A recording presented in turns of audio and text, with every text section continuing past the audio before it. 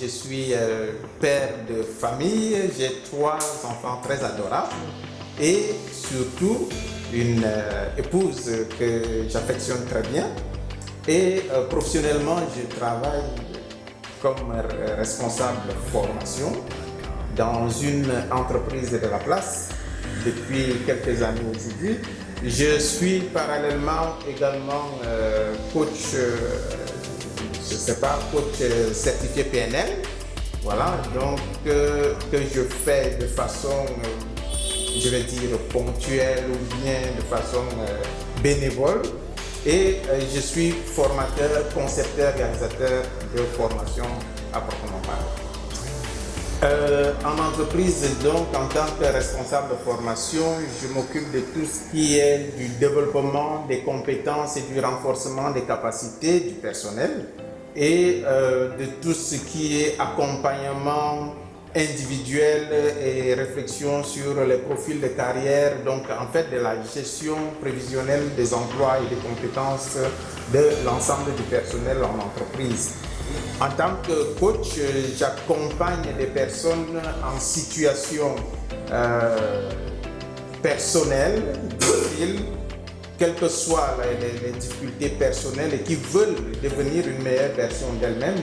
Je les accompagne à voir beaucoup plus clair, à se découvrir et surtout à atteindre les objectifs qu'ils veulent pouvoir atteindre.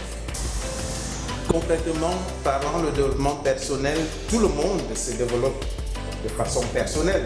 On naît, on grandit et puis plus tard on va mourir. Donc comme une plante, une graine que l'on sème, elle va germer, elle va grandir. C'est ça, se développer, c'est de partir d'un stade pour un autre stade.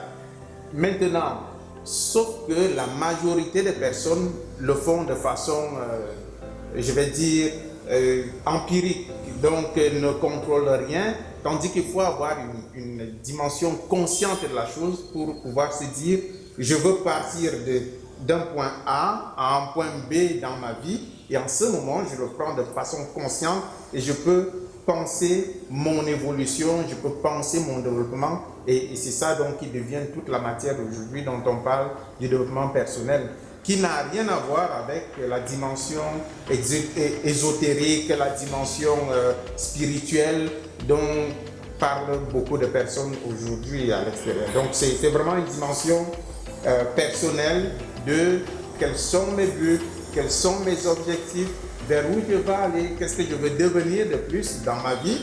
En ce moment, je me trace un chemin et je choisis de le suivre. Sans objectif, il faut pouvoir se dire déjà qu'un objectif, c'est quelque chose, un objet qui est jeté en avant de soi. C'est-à-dire que je suis placé ici et je me projette vers l'avenir et je me dis, je veux arriver à tel point. Maintenant, une chose qu'il faut savoir, c'est qu'il faut distinguer l'objectif du désir. Il y a des gens qui ont des désirs, il y a des gens qui ont des envies, mais un désir n'est pas encore un objectif. Une envie n'est pas encore un objectif. Quelqu'un va se dire, je veux telle chose, mais ça, ce n'est pas encore un objectif parce que pour parler d'objectif, il faut être concret, il faut être spécifique et on va pouvoir peut-être se dire, il faut mettre des éléments dans ce que j'ai défini comme un objectif. Ce n'est pas une intention, ce n'est pas un désir, ce n'est pas un rêve, c'est quelque chose de concret. Le désir, c'est quelque chose qui me vient comme idée, comme lumière. Maintenant, pour que je transforme mon désir en objectif, il faut que je mette des actions derrière. S'il n'y a pas d'action, ce n'est pas encore un objectif. S'il n'y a pas de moyens, c'est pas encore il y a un ensemble d'éléments qu'il faudrait que je prenne en compte. Je vais prendre un exemple. Quelqu'un qui va dire, par exemple, j'ai envie d'aller à Yaoundé, par exemple. Ça reste un désir, ça reste une envie, mais ce n'est pas encore un objectif. Cela sera un objectif lorsque la personne va mettre une date, va mettre le moyen de transport, va mettre ce qu'il va aller faire à Yaoundé, va mettre tous ces éléments et même mettre ce qui peut empêcher qu'il ne parvienne jusqu'à Yaoundé. Donc, tant qu'il n'y a pas tous ces éléments-là mis ensemble, et de pouvoir se dire, lorsque j'ai mis tous ces éléments, quel est le chemin maintenant que je peux faire? Est-ce que je peux parvenir à ça? On ne peut pas encore parler d'objectifs. Et c'est là toute la difficulté des objectifs. Et c'est pour ça que très souvent, c'est des vœux pieux. En début d'année, on entend des gens dire, oui, pour 2021, pour 2022, voilà mon objectif de l'année. Mais en fait, il reste sur des vœux, il reste sur des intentions. Et ça ne peut pas, et on se rend compte à la fin de l'année que c'est passé aux oubliettes. Moi, j'aime bien à dire que j'atteins tout ce que je me projette de faire. Pourquoi? Parce que je le mets comme des objectifs. C'est-à-dire qu'il y a une chose qu'il faut savoir, c'est qu'un objectif, lorsqu'on a mis ensemble tous ces éléments que j'ai eu à dire, il faut avoir une stratégie d'objectif. Si on n'a pas cette stratégie-là, on est sûr qu'on va échouer. Une des stratégies que j'utilise, c'est une stratégie un outil de la PNL que l'on appelle la stratégie d'objectif et à cet outil-là auquel j'ai associé un autre outil que l'on va appeler le retro-planning, qui est un outil de planification. L'on va appeler le retro-planning, ça veut dire que je vais de la fin du point d'arrivée et je commence à faire un retro-planning, c'est-à-dire une retro-action jusqu'au point où je suis aujourd'hui. C'est-à-dire que l'objectif que j'ai, le chemin à faire sera l'écart entre ma situation actuelle et la situation que je voudrais atteindre. Et c'est en ce moment que l'on peut donc mettre des éléments derrière et on peut faire le chemin que l'on a. Maintenant, ce qu'il faut savoir, c'est que on va pouvoir atteindre tous les objectifs que l'on se fixe lorsqu'on les a bien élaborés selon cette stratégie, mais il va encore manquer un autre élément, un autre outil que je combine à cette stratégie d'objectif, qui est également aussi un outil de la PNL, qui est le système de valeurs.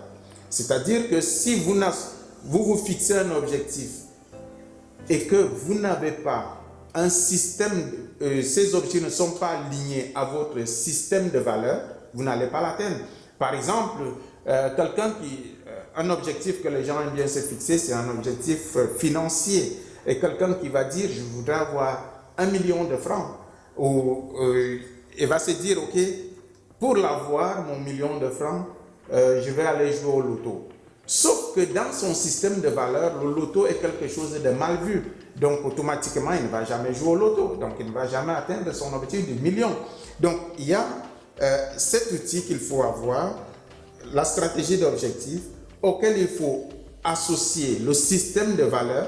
Maintenant, il y a un troisième outil de la PNL qu'il faut ajouter, qui est le métamodèle. C'est un outil très technique parce que c'est cet outil qui va me permettre de faire un découpage de mon objectif en petites étapes qui sont des étapes d'action pour que je puisse arriver à poser un premier pas qui me permet d'avancer, avancer à atteindre mon objectif. Parlant de PNL, la PNL, c'est pour le définir de façon générique, c'est la programmation neurolinguistique.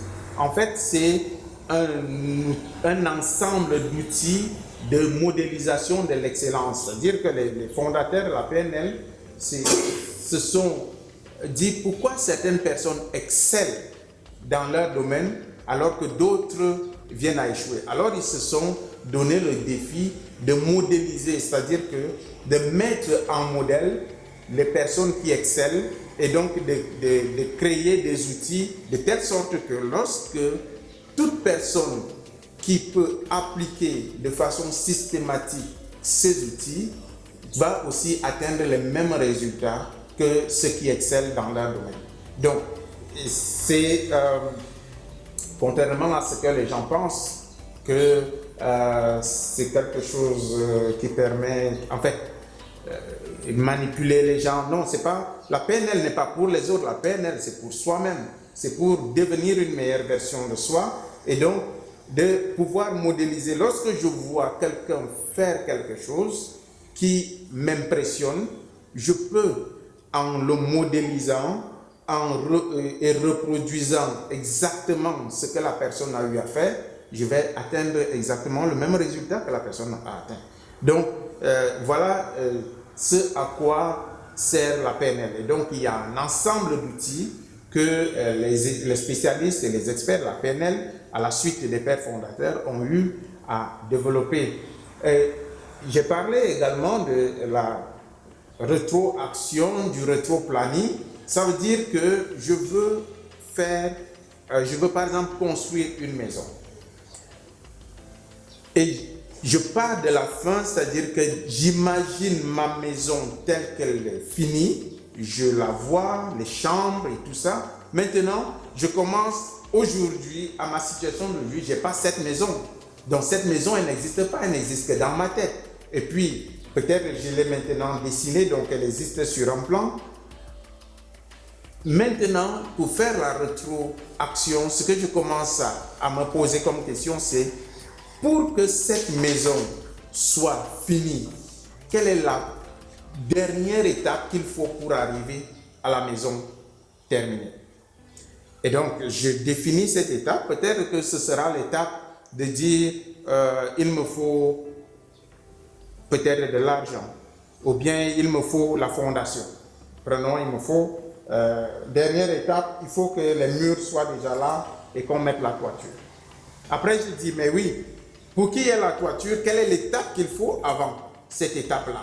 Et là encore, je définis clairement cette étape jusqu'à découper les étapes jusqu'à la situation actuelle où je n'ai même pas 5 francs.